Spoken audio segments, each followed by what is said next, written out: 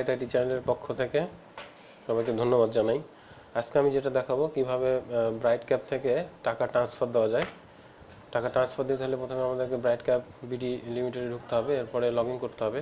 Log in করলাম, এরপরে এখানে user name password, user name দিলাম, পাসওয়ার্ড দিলাম, পাসওয়ার্ড দিতে হবে। পাসওয়ার্ড দেওয়ার পরে এখানে সিকিউরিটি কোডটি লিখতে হবে।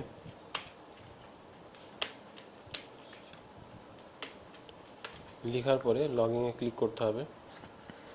লগ ইনে ক্লিক করার সাথে সাথেই আমাদের মূল যে ওয়েবসাইট সেটা ওপেন হবে, bright cap BD limited Meher 100। তো এখানে আমি একজনকে টাকা ট্রান্সফার দেবো। তো টাকা ট্রান্সফার দিতে হলে আমাদেরকে প্রথমে দেখতে হবে আমার অ্যাকাউন্টে কত টাকা আছে। তো আমাদের অ্যাকাউন্টে টাকা ট্রান্সফার দেওয়া দেখতে হলে স্ট্যাটাসে ক্লিক করে মাই পিভিতে ক্লিক করতে হবে। মাই পিভিতে ক্লিক করার পরে দেখা যাবে যে কত টাকা আছে। তো 5,419 টাকা আমার অ্যাকাউন্টে ব্যালেন্স আছে। যেখানে দেখা যাচ্ছে যে ব্যালেন্স আছে 5,419 টাকা। এখান থেকে আমি একজনকে 1,000 টাকা দিব, সে অ্যাকাউন্ট তৈরি করবে। এই জন্য আমি তাকে অ্যাকাউন্ট থেকে টাকা দিয়ে দেবো। তো সে আমাকে নগদ পেমেন্ট করে ফেলছে, এখন আমি তাকে টাকা দিয়ে দেবো। যদি কাউকে আমি টাকা না দিই তাহলে আমি বিকাশ ট্রান্সফার দিয়ে টাকা নিয়ে নিতে পারতাম। তো আমি এখন টাকা ট্রান্সফার দিব আমার অ্যাকাউন্ট থেকে আরেকজনের অ্যাকাউন্টে। তো আমার অ্যাকাউন্ট থেকে আরেকজনের অ্যাকাউন্টে টাকা ট্রান্সফার দিতে হলে ট্রান্সফার পিভি, এই যে ট্রান্সফার অপশনটি আছে এখানে ক্লিক করে ট্রান্সফার পিভিতে ক্লিক করতে হবে। তার আগে আমাকে দেখে নিতে হবে যে আমি কার অ্যাকাউন্টে টাকা ট্রান্সফার দেবো। তো আমাকে স্ট্যাটাসে ক্লিক করে ফুল রিপোর্টে যদি ক্লিক করি তাহলে দেখা যাচ্ছে যে আমি যাকে টাকা ট্রান্সফার দিব সে তার অ্যাকাউন্টটা আমাকে এখানে দেখে নিতে হবে। তো দেখে নিতে হলে প্রথমে আমি সোহেল নামে একজনের অ্যাকাউন্টে টাকা ট্রান্সফার দেবো। তো এখানে আমি সার্চে দিতে পারি সোহেল, SHOHE, সোহেল নামে একজনের অ্যাকাউন্ট আছে। তো এই যে সোহেলের অ্যাকাউন্টে চলে আসছে, এখানে আমি দেখতে পারি যে ট্রান্সফার রেফারেল পিন যেটা, সেটা হচ্ছে যে সোহেলের যে পিনটা সেটা কপি করে নিতে হবে। রাইট বাটন এটা সিলেকশন করে রাইট বাটন ক্লিক করে কপি করে নিলাম। তো এই যে সোহেলের যে আইডিটা আছে সেই সোহেলের নামে, তো এটা হচ্ছে আমি সার্চে দেওয়ার সাথে সাথে যে সোহেলের আইডিটা আমার চলে আসছে। তো আমি সার্চে দেওয়ার সাথে যেহেতু আসলো এখানে কপি করে নিলাম, নেওয়ার পরে ট্রান্সফার করব।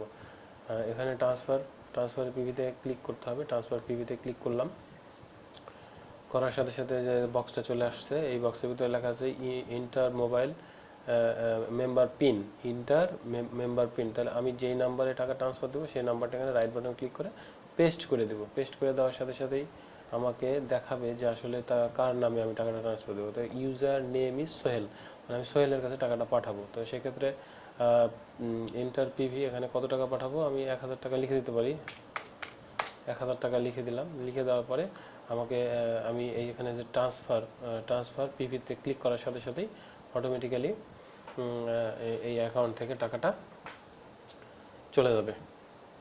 আমার অ্যাকাউন্ট থেকে সোহেলের অ্যাকাউন্টে টাকাটি চলে যাবে। এই যে এখানে দেখাবে যে আসলে আমি কাকে টাকাটা পাঠালাম, এই অ্যাকাউন্টের এখানেই দেখাবে, এই জায়গাটাতেই অটোমেটিক্যালি দেখাবে যে আমি কাকে টাকাটা পেড করলাম। তো এই যে সোহেল নামে আমি টাকা দিলাম কাকে, সেল করলাম। এই যে 1,000 পিভি আমি সেল করলাম কাকে, সোহেলকে দিলাম। আমি যদি এখন মাই পিভিতে স্ট্যাটাসে ক্লিক করার পরে মাই পিভিতে ক্লিক করি তাহলে দেখা যাবে যে আমার এখান থেকে 1,000 টাকা কেটেছে। 5,419 টাকা ছিল, এখন 4,419 টাকা আছে। তো আশা করি বুঝতে পারছেন যে কিভাবে টাকা ট্রান্সফার দিতে হয়। আবার সংক্ষিপ্তভাবে বলে দিই। প্রথমে আমাদেরকে দেখে নিতে হবে যে কার নামে টাকা ট্রান্সফার দিব। তাহলে স্ট্যাটাসে গিয়ে ফুল রিপোর্টে ক্লিক করতে হবে, এরপরে সার্চে দিতে হবে। সার্চে দেওয়ার সাথে সাথেই যে নামটা আসবে, যার নামে আসবে সেটা কপি করে নিতে হবে। যে কপি করে নিয়ে আমাদেরকে কী করতে হবে, স্ট্যাটাসে ক্লিক করে দেখে নিতে হবে। দেখে নিয়ে এরপরে আমাদেরকে ট্রান্সফারে ক্লিক করে ট্রান্সফার পিভি, যদি আমি কারো অ্যাকাউন্টে টাকা ট্রান্সফার দিতে চাই তাহলে সেখানে ট্রান্সফার পিভি, যদি ব্যাংক ট্রান্সফার দিতে চাই তাহলে ট্রান্সফার পিভি টু ব্যাংক, যদি বিকাশ ট্রান্সফার করতে চাই তাহলে ট্রান্সফার পিভি টু বিকাশ।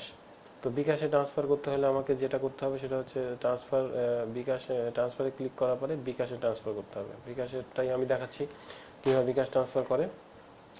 তো বিকাশ ট্রান্সফার করতে হলে ঠিক এইভাবেই এই সিস্টেম অনুযায়ী করতে হবে। তো আমি আজকে আর এটা দেখাবো না, আগামী পর্বে আমি দেখাবো কিভাবে বিকাশ ট্রান্সফার দিতে হয়। ধন্যবাদ সবাইকে।